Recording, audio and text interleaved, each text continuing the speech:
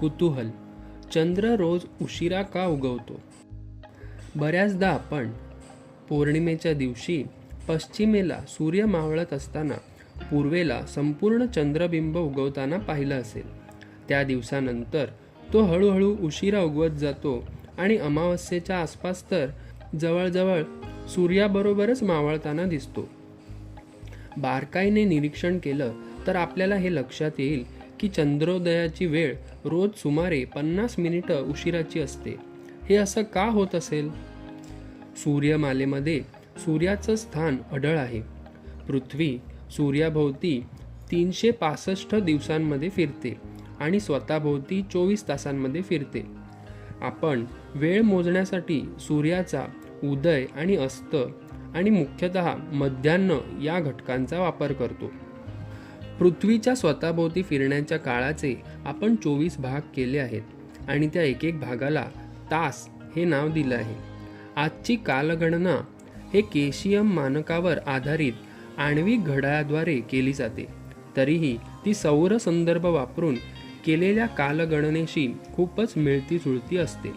म्हणूनच सूर्य आणि चंद्र यांच्या मार्गक्रमणेच्या वेगातल्या फरकाच्या मोजमापाला आधुनिक कालगणना पद्धत वापरली तरी चालते.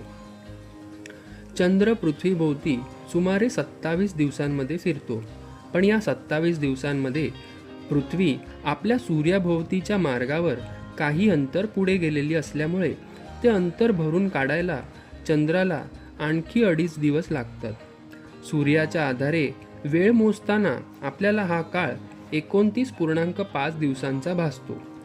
पृथ्वीच्या स्वतःभोवती फिरण्याने आपल्याला सूर्य स्थिर असूनही आकाशात पूर्वेकडून पश्चिमेकडे जाताना दिसतो. चंद्रही पृथ्वीच्या फिरण्याच्याच दिशेने पण पृथ्वीच्या स्वतःभोवती फिरण्याच्या वेगापेक्षा काहीशा कमी वेगाने पृथ्वीभोवती फिरत असतो. यामुळे तो सूर्यापेक्षा रोज थोडा थोडा मागे पडताना दिसतो. हा मागे पडण्याचा वेग दिवसाला सुमारे 50 मिनिटं आहे. म्हणून चंद्र आपल्याला दररात्री 50 मिनिटं उशिरा उगवताना दिसतो. चंद्राच्या उदयास्ताचा हा उशीर रोज थोडाफार पुढे मागे होत असतो. म्हणून तो आपल्याला सुमारे 50 मिनिटं म्हणावा लागेल. त्यामागे चंद्राचा पृथ्वीला प्रदक्षिणा घालण्याचा वेग कारणीभूत आहे. पृथ्वी आणि इतर सर्व ग्रह सूर्याभोवती आणि चंद्र पृथ्वीभोवती लंबवर्तुळाकार मार्गक्रमण करत असतात. या मार्गक्रमणादरम्यान चंद्र जेव्हा पृथ्वीच्या जवळ येतो तेव्हा त्याचा मार्गक्रमणेचा वेग सरासरीपेक्षा वाढतो आणि तो जेव्हा पृथ्वीपासून दूर असतो तेव्हा त्याचा मार्गक्रमणेचा वेग सरासरीपेक्षा थोडा कमी होतो.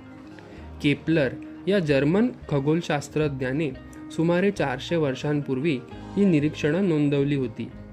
या बदलणाऱ्या वेगांमुळे चंद्राच्या आकाशातल्या मार्गक्रमणेमध्ये अनियमितता येते.